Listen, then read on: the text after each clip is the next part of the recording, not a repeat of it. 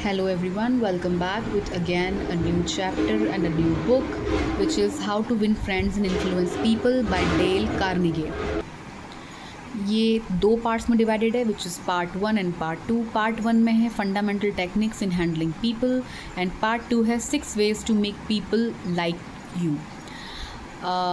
तो starting with the first part which contain 3 sub chapters and part 2 which again contain 3 sub chapters.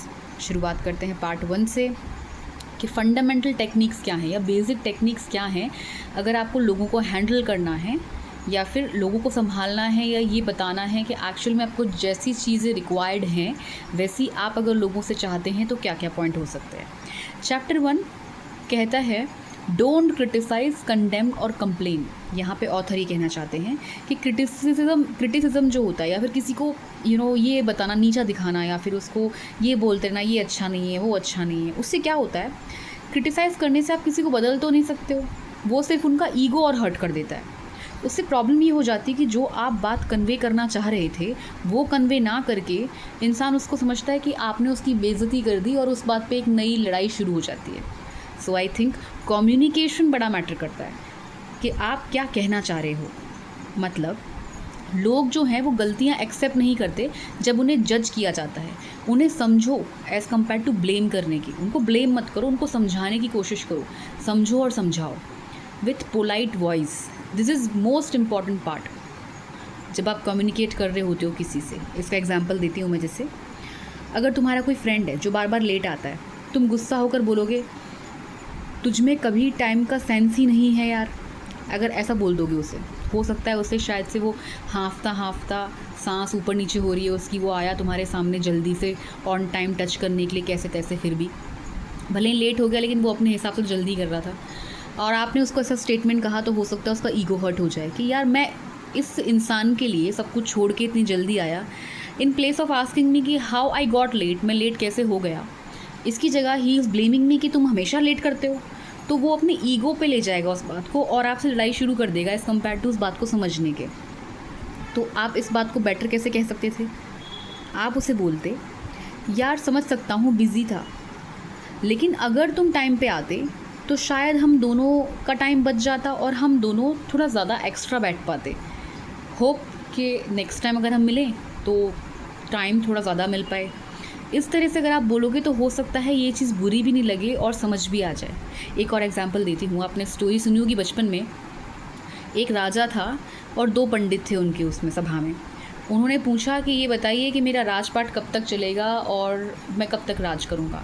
एक पंडित जी थे, उनने brutal truth कह दिया, सच कह दिया कि आपके सामने आपका पूरा परिवार मर जाएगा, राजपाट चौपट हो जाएगा और आप भी उसके बाद में मर जाओगे. इस बात पे उन्हें कड़ी से कड़ी सज़ा सुनाने के लिए राजा ने फैसला किया. बात यही थी. अब दूसरे वाले ने क्या कहा इसी बात को वो सुनिए. उन्होंने कहा आप राजा जी बाकी सदस्यों से सबसे ज़्यादा जिएंगे, मतलब आप सबको देख के जाएंगे, अपने नाती पोते सबको देख लेंगे, लेकिन हाँ हो सकता है कि एक युद्ध में आपका सामना जब हो तब शायद आपको थोड़ी सी एहतियात बरतने की ज़रूरत पड़े उस युद्ध में, क्योंकि आपके हारने के चांसेस हैं. बात दोनों ने सेम कही लेकिन उसको कहने का, उसको पेश करने का तरीका अलग था, जिससे एक को तो प्यार मिला, सम्मान मिला और एक को सज़ा मिल गई. तो how you communicate matters the most. Chapter 2 में ऑथर कहते हैं give honest and sincere appreciation. मतलब कि फेक तारीफ़ सब समझ जाते हैं पर रियल एप्रिसिएशन दिल से जाता है. फॉर एग्ज़ाम्पल हर इंसान रिकग्निशन चाहता है लेकिन असली और मीनिंगफुल. ठीक है. अब आपको मैं यहाँ पर ऑथर का मतलब क्या कहना चाह रहे हैं ऑथर कि जैसे अगर मैं किसी की बटरिंग करूँ, फेक बटरिंग, वो समझ में आ जाती है. फॉर एग्ज़ाम्पल कोई अच्छा नहीं भी दिख रहा फिर भी मैं लगातार अरे आपके ऐसा तो कोई है ही नहीं, अरे आप ही हो सर्वे सर्वा. जैसे फॉर एग्ज़ाम्पल पॉलिटिशियंस के आगे पीछे अगर कोई घूम रहा है फॉर टिकट पर्पज़ तो उनमें कोई तारीफ़ नहीं है फिर भी आप तारीफ़ कर रहे हो तो they will get to know कि आप उनकी बटरिंग कर रहे हो या आप उनसे फेक करने की कोशिश कर रहे हो.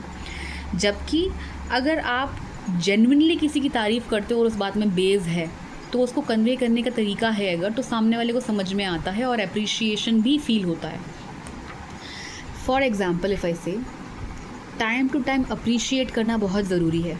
जैसे अगर मैं एग्जांपल दूँ, instead of saying nice work, जैसे आप कोई कंपनी में बैठे हुए हो और आपने पीपीटी वगैरह कुछ बनाई है आपके किसी टीम मेंबर ने, तो in place of saying nice work तुम्हें बोलना चाहिए तुम्हारे पीपीटी में जो रियल लाइफ एग्जांपल्स थे, सीरियसली उन्होंने पूरा टॉपिक क्लियर कर दिया।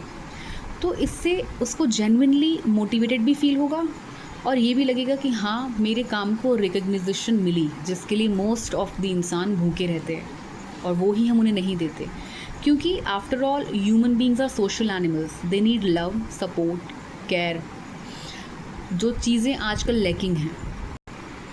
देन चैप्टर 3 कहता है arouse in the other person an eager want, मतलब दूसरे इंसान में अपने प्रति एक जिज्ञासा उत्पन्न कीजिए। मतलब कि आज की दुनिया में देखा जाए तो people don't care about you और योर वांट्स। मीन्स अगर तुम इन्फ्लुएंस करना चाहते हो वाकई में, तो तुम्हें ये देखना पड़ेगा कि सामने वाला इंसान क्या आपसे एक्सपेक्ट कर रहा है। मतलब उनको इन्फ्लुएंस करने के लिए कि आप उनके पॉइंट ऑफ व्यू से सोचो कि वो क्या आपसे एक्सपेक्टेशन रख रहा है, उसके अकॉर्डिंग आप अगर आंसर दे पाओगे तो आपकी बात का सुनाव ज़्यादा होगा। समझ रहे हैं? मतलब आपको दिखाना है, उनका बेनिफिट दिखाओगे तो वो आपकी बात भी सुनेंगे। दिस इज़ अ पर्सपेक्टिव जो चैप्टर नंबर 3 में ऑथर ने दिया है। हाउएवर कई जगह पे जब आप अपना पॉइंट भी पेश करते हैं तब भी लोग सुनते हैं, लेकिन उसके लिए आपको एक पेडेस्टल पे पहुंचना ज़रूरी है। जैसे कि अगर एग्जांपल बताऊं इस वाली चीज़ का, तो आप ये कह सकते हैं, अगर आपको ये बोलना है, अगर अपनी बुक प्रमोट करनी है फॉर एग्ज़ाम्पल, तो इंस्टेड ऑफ ये बोलने के कि मैंने एक ई बुक लिखी है पढ़ो, ऐसा बोलने की जगह मैं क्या बोल सकती हूँ कि तेरे जैसे एस्पिरेंट्स के लिए शॉर्ट समरीज़ हैं इसमें, तो बिना स्ट्रेस के रिवाइज़ कर सकता है। सो ही विल फील कि अगर उसकी नीड पूरी हो रही है या उसका फ़ायदा अगर मतलब दिख रहा है, सामने वाले को दिख रहा है कि मेरा फ़ायदा है इसमें, तो ही वो आपके प्रोडक्ट या आपकी बात को सुनने में इंटरेस्टेड रहेगा। ये ऑथर यहाँ पे कहना चाह रहे हैं। Then comes part 2। पार्ट 2 में ऑथर ने 6 ways to make people like you. लोगों को अपने आप को पसंद करवाना हो अगर आपको, तो आपको क्या करना है, क्या स्ट्रैटेजी फॉलो करनी है, वो बताया है इसमें, इन 3 चैप्टर्स में। चैप्टर 4 कहता है become genuinely interested in other people. मतलब आप फेक इंटरेस्ट मत दिखाओ, असली क्यूरियोसिटी दिखाओ, कनेक्शन ऑटोमेटिक बनेगा। जैसे लोगों को लगना चाहिए कि तुम उनके अंदर इंटरेस्टेड हो, ना कि उनका यूज़ कर रहे हो, तभी वो आपसे दोस्ती रखना चाहेंगे या आपसे कनेक्टेड फील करेंगे। जैसे कि जो लोग दूसरों में इंटरेस्टेड होते हैं उनमें लोग इंटरेस्ट लेते हैं। मोटिवेशनल स्पीकर्स की अगर मैं एग्जांपल बात करूं, वो आपसे आपकी जिज्ञासापूर्ण ज़िंदगी के बारे में पूछेंगे और उसी बेसिस पे कुछ बात करेंगे। तो आपको ये लगता है अरे यार ये बंदा तो बिल्कुल मेरे लिए कह रहा है, मेरे लिए काम कर रहा है, तो आप उसकी बातों को बड़े ही ध्यानपूर्वक सुनते हैं। उनका कस्टमर बेस आपको पता है कितना है, फ़ैन फॉलोइंग। एग्जाम्पल एक और ऐड करना चाहूँ, अगर किसी को कुकिंग का शौक़ है, मत बोलो अच्छा लगता है तुझे, ऐसा मत पूछो। उसकी जगह बोलो तू कौन सा मसाला यूज़ करता है जो तेरी बिरयानी इतनी टेस्टी होती है। अगर आप ये पूछोगे ना तो वो आपको अपनी स्ट्रैटेजी ही बताएगा और आपके साथ में बात करने में लॉन्ग टर्म इंटरेस्ट भी रखेगा। तो कुल मिलाकर के ऑथर कहना चाह रहे हैं कि सिंपल सेंटेंसेस को सिंपली ना बोल करके एक्सपांड करने की कोशिश करो। देखिए ये बुक सिंपली लोगों को अपनी तरफ अट्रैक्ट करने के लिए है, क्योंकि जितना आप कम्युनिकेट करोगे, जितना लोगों से अटैच रहोगे, बात करोगे, उतना ज़्यादा आप उनके करीब हो और उनसे कनेक्टेड रहोगे। ये बुक इस चीज़ पे फोकस कर रही है ना।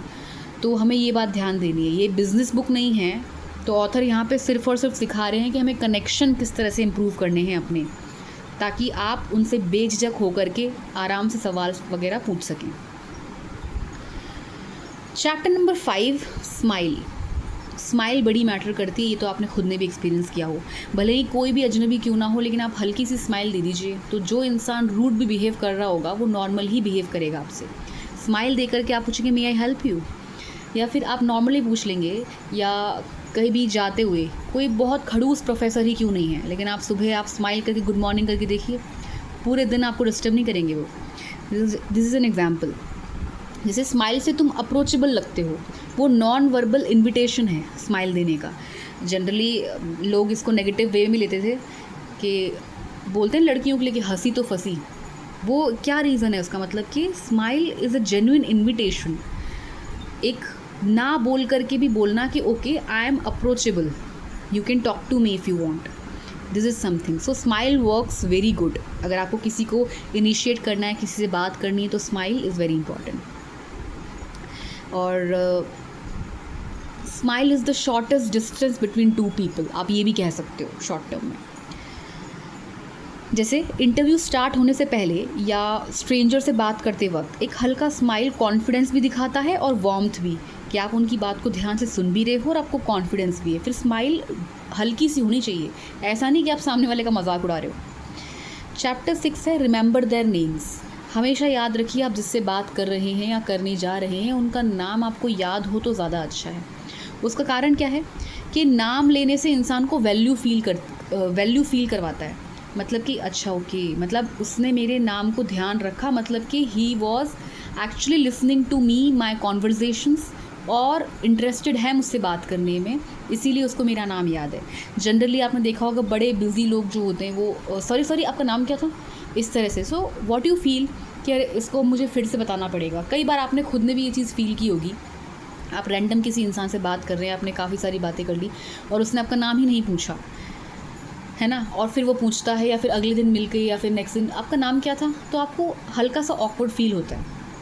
इवन जैसे आपने चेहरे से आप एक दूसरे को पहचानते हैं, आप काफ़ी बात करते हैं, कहीं ऑफिस में भी डेली आप हाय हेलो कर रहे हैं, बात कर रहे हैं, खाने लंच टाइम में भी मिल रहे हैं, कोई दिक्कत नहीं है, लेकिन आपको पता ही नहीं है उसका नाम क्या है और आप एकदम से पूछिए एक्सक्यूज़ मी आपका नाम क्या था, तो थोड़ा सा ऑकवर्ड लगता है. सो ऑथर यहाँ कह रहे हैं कि हमेशा नाम लेने से वैल्यू एडिशन होता है, वैल्यू फील करवाता है सामने वाले को. So always try to remember other people's name so that you can win their trust and have conversation in a deep manner.